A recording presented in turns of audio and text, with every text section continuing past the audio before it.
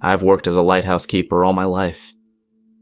God knows it's not exactly what I dreamed of as a kid, but it pays the bills and gives me peace. I've manned dozens of towers over the years, coastal beacons, lonely island outposts, even one perched on a rocky cliff so remote they had to helicopter in supplies every month.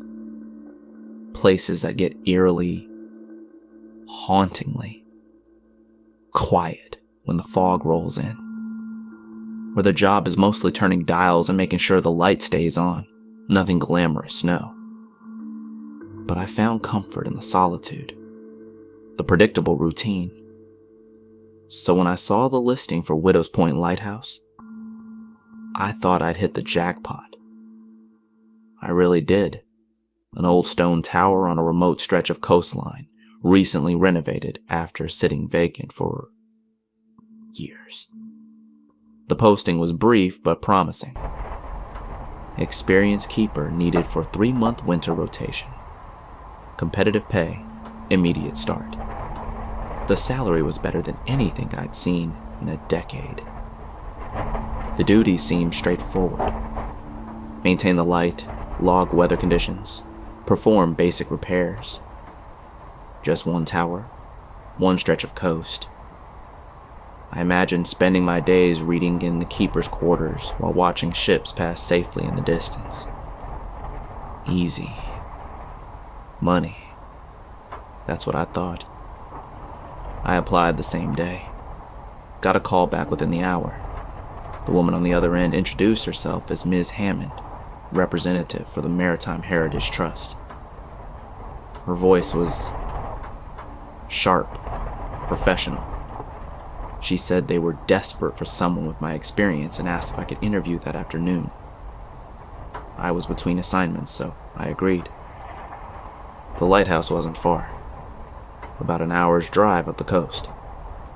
I'd passed it many times on trips north. Widow's Point had been a landmark for generations, but it had fallen into disrepair sometime in the 90s. The restoration had been big news in lighthouse keeper circles. I arrived just before sunset. My God. The lighthouse stood stark against the darkening sky. Brilliant white stone tinged orange in the fading light. The waves crashed against the rocks below, sending spray 30 feet into the air. The wind. It howled across the headland, making the tall grasses bend and sway like they were alive. Ms. Hammond met me at the iron gate that blocked the stone path to the tower.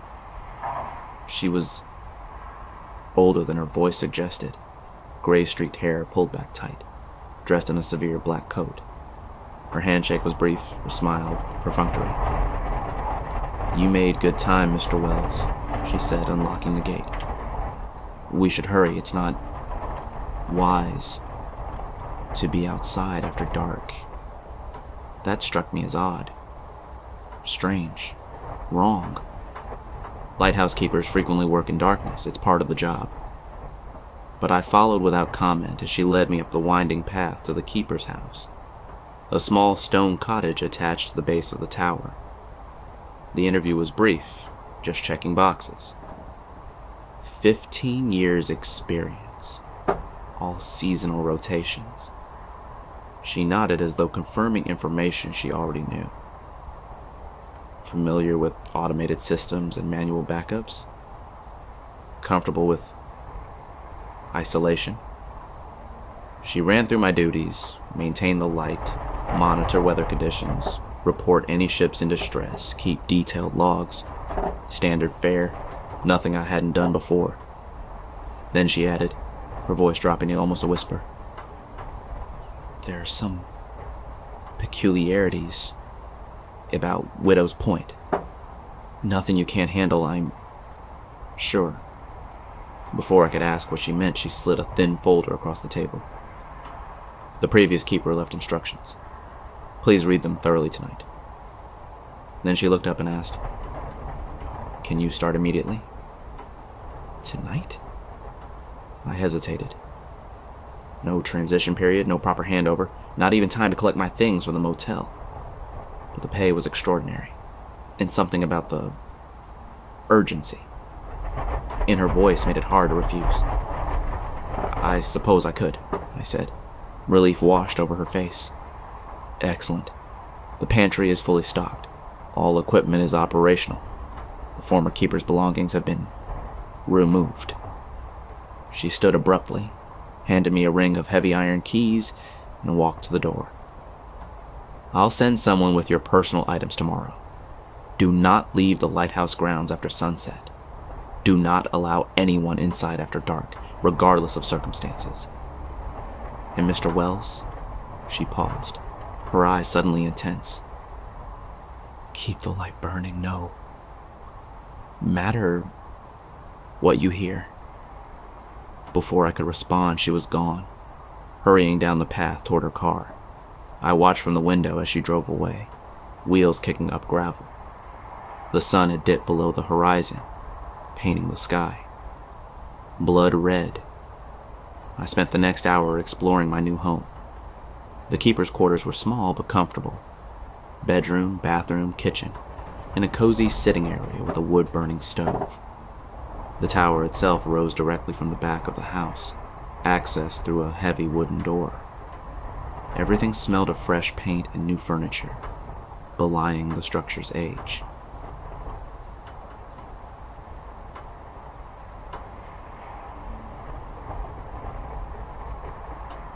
The control room at the top was state-of-the-art, retrofitted with digital systems while maintaining the original Fresnel lens. The massive glass apparatus rotated smoothly, sending its beam across the dark, endless waters. From the gallery outside, I could see for miles. The endless ocean, the rocky coastline, and absolute emptiness in all directions. It was when I returned to the cottage that I remembered the folder. I sat by the stove, made a cup of tea, and opened it. Inside was a single handwritten letter, the penmanship shaky but legible. To the next keeper. If you're reading this, I've either been relieved of my post or I'm dead. I pray it's the former, but I fear it's the latter. Widow's Point has rules. Not regulations from the Maritime Board, but rules for survival. Break them at your peril. I've compiled them based on my experiences and the journal fragments of keepers before me. 1. Keep the light burning at all times between sunset and sunrise. If it goes out, relight it within 60 seconds.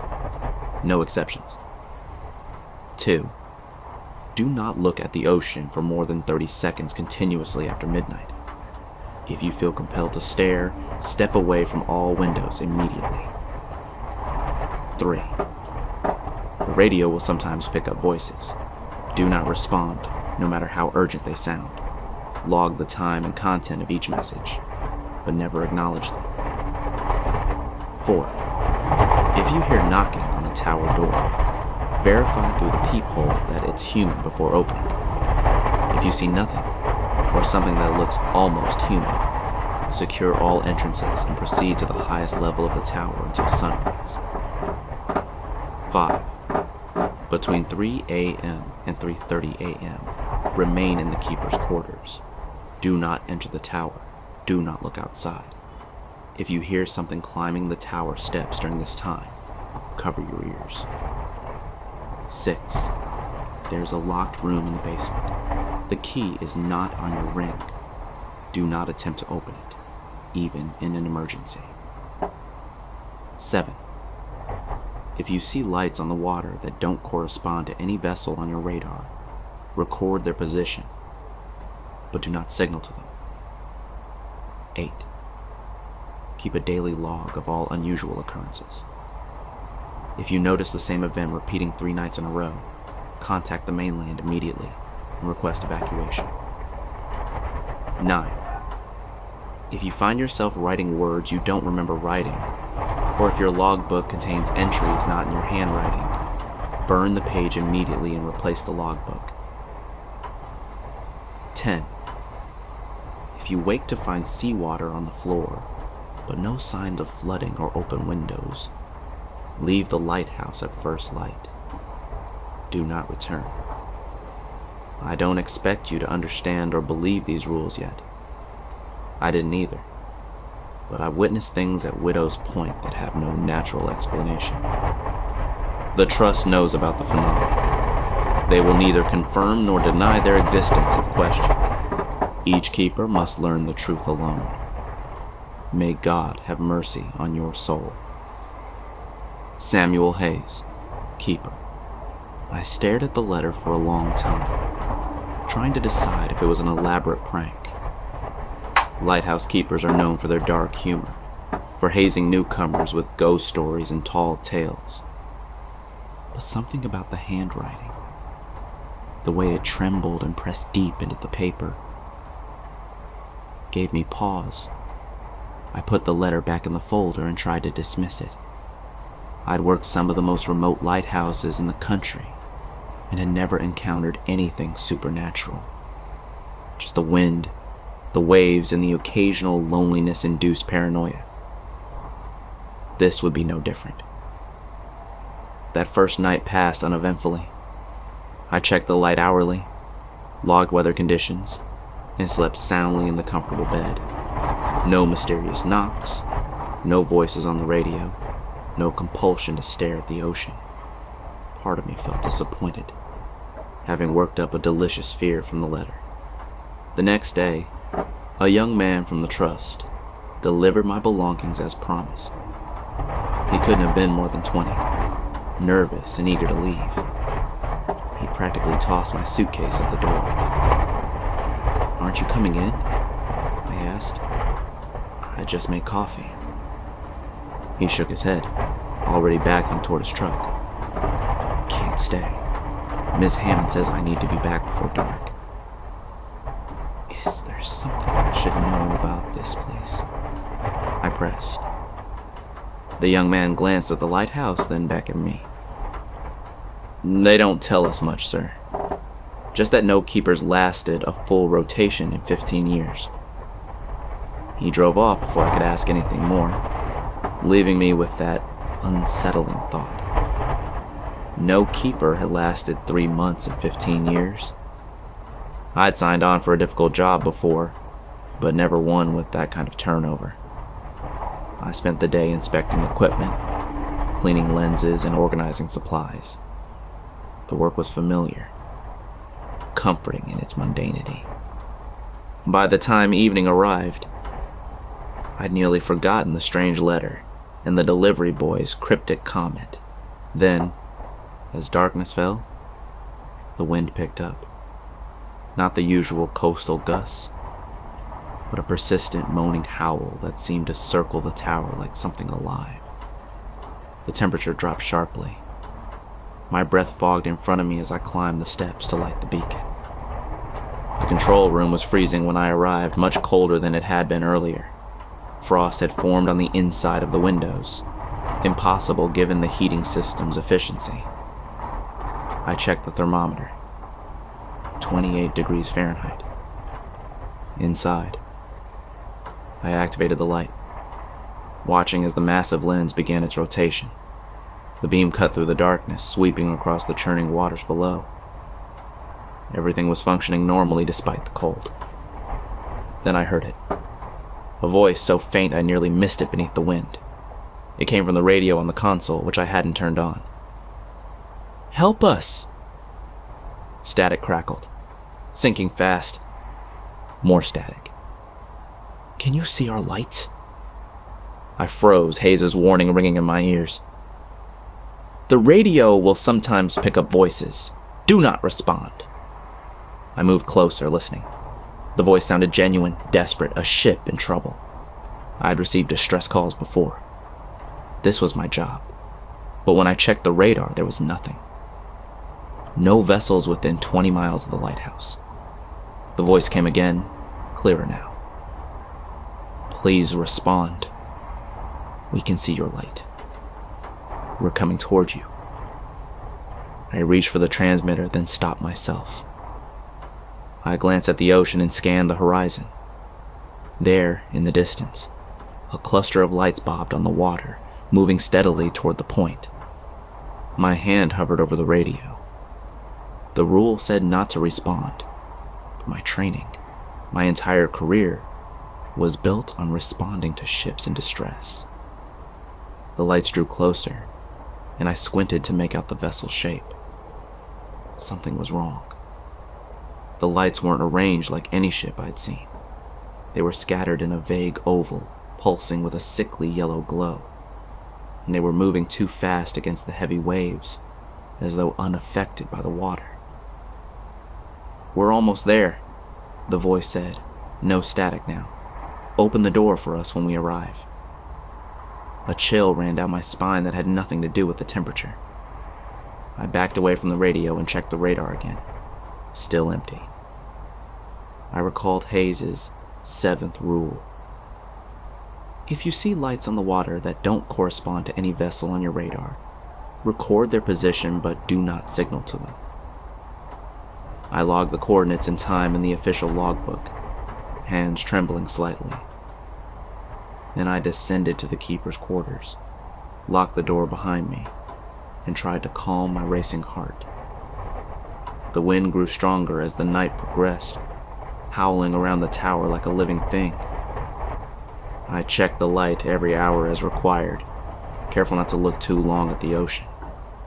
The strange lights had vanished, but the radio continued to crackle with indistinct voices until just before dawn. I slept poorly that day. Dreams filled with yellow lights and voices calling my name. By sunset, I was already on edge, jumping at every creak and groan of the old structure. The second night brought knocking. It started around 2 a.m., 3 soft taps on the tower door. I froze in my chair, blood running cold. There shouldn't be anyone else on the point. The nearest house was miles away, the road practically impassable at night. If you hear knocking on the tower door, verify through the peephole that it's human before opening. I approached cautiously, flashlight trembling in my hand. The knocking came again, more insistent. I hesitated, my heart pounding in my chest, then pressed my eye to the peephole. A face stared back, unnervingly close to the glass. An old man, skin weathered and creased like tanned leather. Eyes milky white. He smiled, revealing blackened gums. "Let me in, keeper," he said, voice muffled through the thick door. "I'm the light keeper before you. Forgot something. Important. Inside." I stepped back. According to Miss Hammond, the previous keeper, presumably Hayes, had left weeks ago. This man was much older, and there was something wrong with the way his mouth moved, like it wasn't synced with his words. "I can't open the door after dark," I called out, trying to keep my voice steady. "Trust policy. You'll have to come back tomorrow." The old man's smile widened, stretching too far. Much too far. Across his face. "There might not be a tomorrow for you if you don't open this door right. Now." I backed away, heart hammering against my ribs. This wasn't right. Nothing about this was right. I secured the deadbolt and retreated to the keeper's quarters, locking that door as well, my hand shaking so badly I could barely turn the key. The knocking continued for hours, moving from the tower door to the windows, then to the walls themselves, as though whatever was outside was testing every possible entrance. It stopped abruptly at 3 a.m., replaced by the sound of something heavy, dragging itself up the tower steps. I covered my ears as Hayes had instructed and waited, counting seconds. 1,000, 2, 1,000, my breath coming in short gasps until 3:30 a.m. When I finally lowered my hands, the lighthouse was silent again. Terrifyingly silent. I didn't sleep at all that day. Not a wink. I sat with my back against the wall, a kitchen knife clutched in my white-knuckled hand, waiting for sunset with mounting suffocating dread.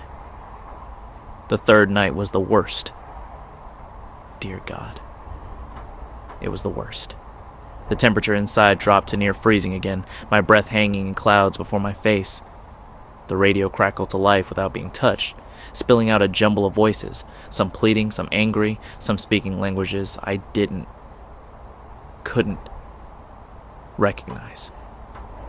The light functioned normally, but as I watched its beam sweep across the water, I noticed something strange. There were figures on the rocks below, dozens of them standing motionless as the waves crashed around them. They were dark silhouettes against the churning foam, facing the lighthouse, heads tilted upward as though watching me. I forced myself to look away before the 30-second limit, my heart in my throat. When I glanced back moments later, they were closer, now arranged in a rough circle around the base of the tower. At midnight. Exactly midnight.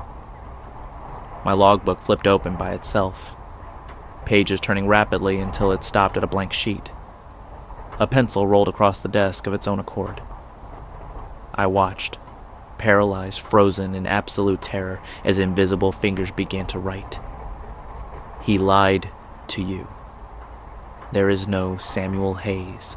The last keeper died here, just like you will. I slammed the book shut and backed away, my breath coming in short, desperate gasps. Hayes' 9th rule echoed in my mind. If you find yourself writing words you don't remember writing, or if your logbook contains entries not in your handwriting, burn the page immediately. With trembling hands. God, they were shaking so badly. I tore out the page and dropped it into the stove, watching as the paper blackened and curled. As it burned, a wail rose from somewhere deep in the tower, a sound of pure anguish that made my hair stand on end and my blood turn to ice. The knocking started again, not just at one door, but at every entrance simultaneously, as if the lighthouse was completely surrounded. The radio blared static at full volume, though I hadn't touched it. The beam of light began to flicker despite the backup systems. I ran to the control room, desperate, frantic to keep the light burning as Hayes had warned. The lens was rotating too fast, the machinery groaning under strain like a dying animal. I tried to adjust it, but the controls wouldn't respond. Nothing would respond. That's when I saw it. A face in the glass, reflected from somewhere behind me. Not my face. Dear God, not my face. Something with too many eyes, too wide a mouth, watching me with naked hunger. I spun around. A scream caught in my throat. But there was nothing there. When I turned back to the lens, the face was gone, but the beam had dimmed significantly. I worked frantically to restore power, my fingers fumbling with switches and dials, finally bypassing the automated system to engage the manual controls. The light stabilized, and the pounding on the doors abruptly ceased. The radio fell silent. Even the wind seemed to pause. In that moment of quiet, that terrible, deafening quiet, I heard a splash from below, then another, and another, as if multiple heavy objects were falling into the sea. I didn't look. I couldn't bear to see what might be out there.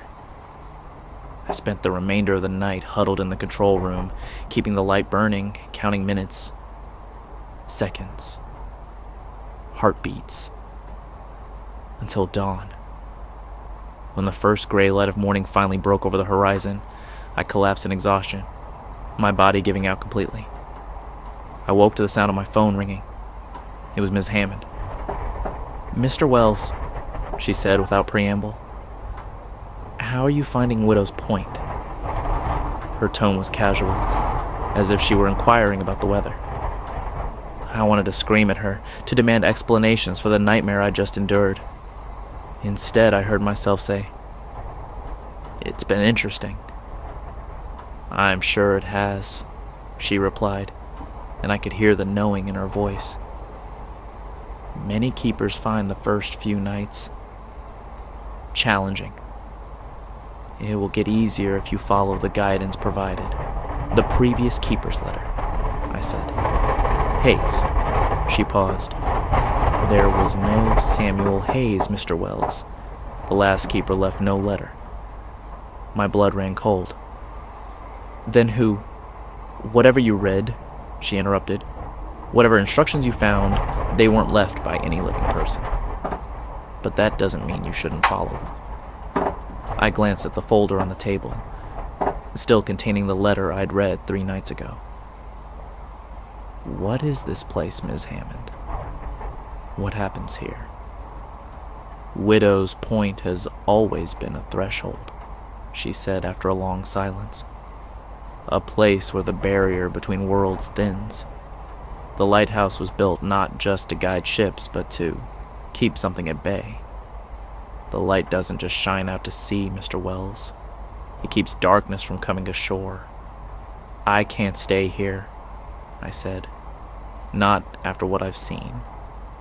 You can and you will, she replied, her voice hardening. You signed a contract. 3 months. No one leaves Widow's Point before the rotation ends.